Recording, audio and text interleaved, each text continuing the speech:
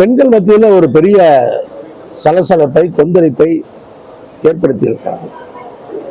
அதுல எல்லா வகையான பெண்களும் இருக்கிறார்கள்.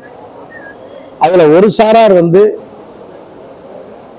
இதை பார்த்து இன்றைக்கு விலகக்கூடிய அந்த சூழல் ஏற்பட்டிருக்கிறது என்பது உண்மைதான். இன்னும் போக போக இன்னும் என்னென்ன வரும்னு தெரியாது. ஆனால் கொஞ்சம் சிரமம்தான். தமிழக வெற்றி கழகத்துக்காரர்கள் பத்திரிகையை சந்திப்பதே சிரமம்தான். பத்திரிகையாளருடைய கேள்விக்கு அவர்கள் பதிலே சொல்ல முடியாது.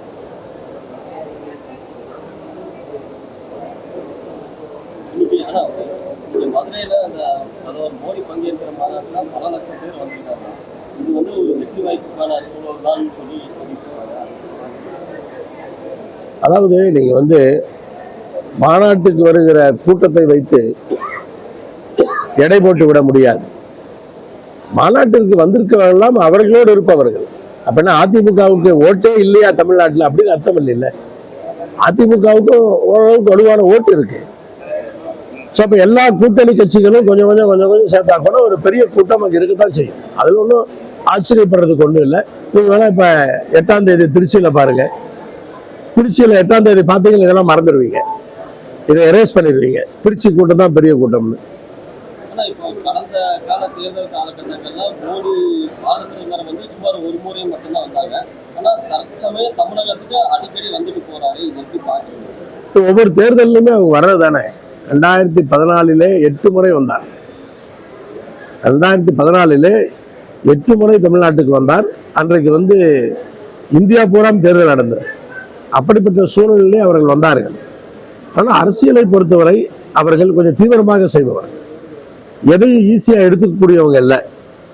என்ன நம்ம தமிழ் மண்ணில் அது எடுபட மாட்டேங்குது. அது அவங்களுக்கும் தெரியும். ஏன்னா அவங்க டார்கெட் 29 தான். 2029 இப்ப அமைச்சிருக்க கூட்டணிங்கிறது 2029க்காக அமைச்சிருக்காங்க. 26க்காகவே இல்லை. 26 பத்தி அவங்களுக்கு கவலையே கிடையாது.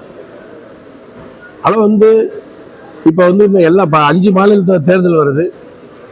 அவங்க இப்ப இவங்களுடைய வற்புறுத்தலை கேட்டு அவர்கள் வந்து கொண்டு இருக்கிறார்கள்.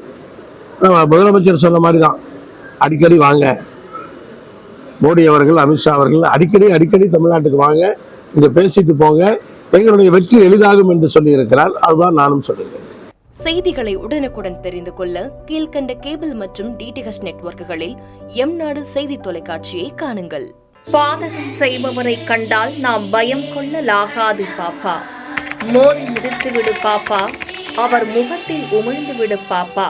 அண்மை செய்திகளை உடனுக்குடன் தெரிந்து கொள்ள இணைந்திருங்கள் எம்நாடு தொலைக்காட்சியுடன்.